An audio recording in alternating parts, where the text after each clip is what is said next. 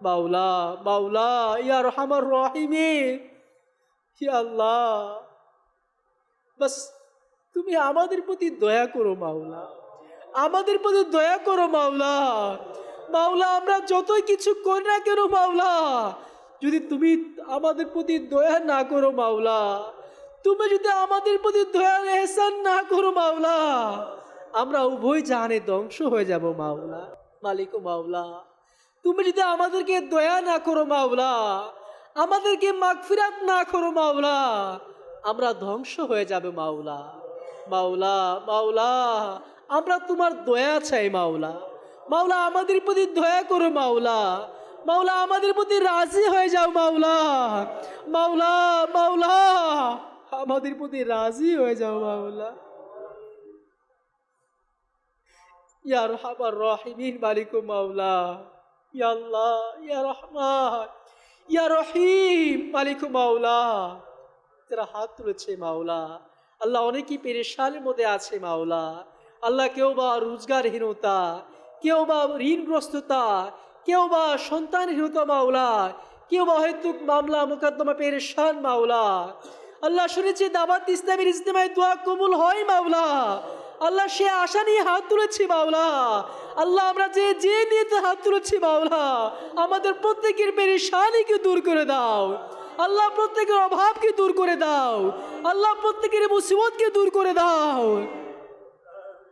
ইয়া আরহামার রাহিমিন মালিক ও মাওলা, ইয়া রব্বে করিম, ইয়া যাল জালালি ওয়াল ইকরাম মাওলা, আমাদেরকে তওবার উপর অটলতা দান করে দাও, তওবাতুন নাসুহা দান করে দাও আল্লাহ। ইয়া আরহামার রাহিমিন মালিক ও মাওলা, যে যে পেরেশানির মধ্যে আছে মাওলা, আল্লাহ প্রত্যেকের পেরেশানিকে দূর করে দাও আল্লাহ। অনেকে দোয়া চেয়েছে মাওলা, আল্লাহ ইসলাম ভাইয়ের মায়ের মৃত্যুবার্ষিকী মাওলা, আল্লাহ আল্লাহ তার মাকে আপনি বেহিসাব মাগফিরাত দান করে দাও আল্লাহ। তার বাবাও দুনিয়াতে নেই মাওলা, শ্বশুর শাশুড়ি দুনিয়াতে নেই মাওলা, আল্লাহ প্রত্যেকে বেহিসাব মাগফিরাত দান করে দাও ইয়া আরহামার রাহিমিন মাওলা। যে নিয়তে দোয়া চেয়েছে মাওলা, আল্লাহ তুমি তার মনের নেক ও জায়েজ দোয়াকে কবুল করে নাও আল্লাহ। ইসলাম ভাই দোয়া চেয়েছে তার মায়ের জন্য মাওলা, আল্লাহ তার হকে আপনি দোয়া কবুল করে নাও আল্লাহ। অনেক ইসলাম ভাই মাওলা তাদের সন্তান মাওলা পরীক্ষা দিচ্ছে মাওলা, আল্লাহ প্রত্যেকে মাওলা পরীক্ষায় কামিয়াবি দান করে দাও আল্লাহ। দুনিয়ার পরীক্ষার পাশাপাশি মাওলা আখিরাতের পরীক্ষায় কামিয়াবি দান করে দাও ইয়া আরহামার রাহিমিন মালিক মাওলা, ইয়া রব্বি করিম, ইয়া যাল জালালি ওয়াল ইকরাম মাওলা। অনেক ইসলাম ভাই আছে মাওলা পেরেশান আল্লাহ, অনেকে আছে মাওলা ঋণগ্রস্ত মাওলা, আল্লাহ প্রত্যেকেই পেরেশানিকে দূর করে দাও আল্লাহ। মালিক মাওলা যে মিথ্যা মামলায় জেলে বন্দি আছে মাওলা, তাকে মুক্তি দান করে দাও আল্লাহ। যারা সন্তানহীনতা ভুগছে মাওলা, তাদেরকে নেক সন্তান দান করে দাও। যারা পুত্র সন্তান চায় তাদেরকে পুত্র সন্তান, যারা মেয়ে চায় মেয়ে সন্তান দান করে দাও আল্লাহ। যারা বিবাহ উপযুক্ত মাওলা পাত্র পাত্রী চাই মাওলা, আল্লাহ তাদেরকে পাত্র পাত্রীর ব্যবস্থা করে দাও আল্লাহ। তাদেরকে নেককার পাত্র পাত্রী সন্তান দান করে দাও আল্লাহ। মালিক মাওলা যারা ব্যবসা করে মাওলা, ব্যবসার মধ্যে বরকত দান করে দাও আল্লাহ। অনেক ইসলাম ভাই ব্যবসার মধ্যে মাওলা, আল্লাহ ব্যবসা মন্দ যাচ্ছে মাওলা, আল্লাহ তাদের ব্যবসার মধ্যে বরকত দান করে দাও আল্লাহ। অনেকে চাকরি করে মাওলা, চাকরিতে মাওলা যে ইনকাম হচ্ছে সেই ইনকাম দিয়ে পরিবার ভরণ পোষণ হচ্ছে না মাওলা, আল্লাহ তাদের ইনকামের মধ্যে বরকত দান করে দাও আল্লাহ। যাদের ছেলে মেয়ে পড়াশোনা করছে মাওলা, আল্লাহ তাদের পড়াশোনায় কামিয়াবি দান করে দাও আল্লাহ। যারা ছেলে মেয়েকে আলিম বানাতে চাই মাওলা, তাদেরকে মনের এই নেক বাসনাকে কবুল করে নাও ইয়া আরহামার রাহিমিন মালিক মাওলা। আমাদেরকে মাওলা দাওয়াত ইসলামের সুন্দর এই মাদানী পরিবেশের সাথে মাওলা জীবন সম্পৃক্ত দান করে দাও আল্লাহ। আমির আহলুস সুন্নাহ সমাল সকল মুওয়াল্লিগান মাওলা, সুন্নি উলামায়ে কেরাম যে যেখানে তিনি খেদমত করছে মাওলা, প্রত্যেকের খেদমতকে আপনি কবুল করে নাও আল্লাহ। আমির আহলুস সুন্নাতের হায়াতের মধ্যে বরকত দান করে দাও আল্লাহ। তাকে আপনি পরিপূর্ণ সুস্থতা দান করে দাও আল্লাহ। আমির আহলুস সুন্নাত মাওলা যে মাওলা মুরিদ চাই মাওলা, আমাদেরকে সেরকম মুরিদ হওয়ার তৌফিক দান করে দাও মালিক মাওলা। দাওয়াত ইসলামের সাপ্তাহিক ইজতিমা মাওলা, আল্লাহ যারা রুহানি চিকিৎসা জন্য এসেছে মাওলা, অসুস্থ মাওলা, আল্লাহ প্রত্যেককে মাওলা সুস্থতা দান করে দাও আল্লাহ। ইয়া আরহামার রাহিমিন মালিক মাওলা, আমাদেরকে এক এবং নেক বানিয়ে দাও। সুবহানা রাব্বিকা রাব্বিল ইজ্জাতি আম্মা ইয়াসিফুন ওয়া সালামুন আলাল মুরসালিন ওয়াল হামদুলিল্লাহি রাব্বিল আলামিন। আমিন বিহাক্কি লা ইলাহা ইল্লাল্লাহু মুহাম্মাদুর রাসূল। سلام عليك يا رسول سلام عليك يا حبيب سلام عليك صلوات الله عليك মুনিজি বড় বেদনা বুঝাইলে কে গো বুঝে না শুনাইলে কে গো শুনে না শুনেন গো শাহে মদিনা ইয়া নবী সালাম আলাইকা ইয়া রাসূল সালাম আলাইকা ইয়া হাবিব সালাম আলাইকা সালাওয়াতুল্লাহ আলাইকা মুস্তাফা জানে रहमत पेला खो सलाम शमे है बाजी में हिदायत पेला खो सलाम गौसे आज़मीमा मुद्दो का वन्नो का जलवाए शाने कुदरत पेला सलाम मुस्तफा जाने रहमत पेला खो सलाम इश्मे है बाजी में हिदायत पेला खो सलाम डाल दी कल्ब में अज़मते मुस्तफा सैयदी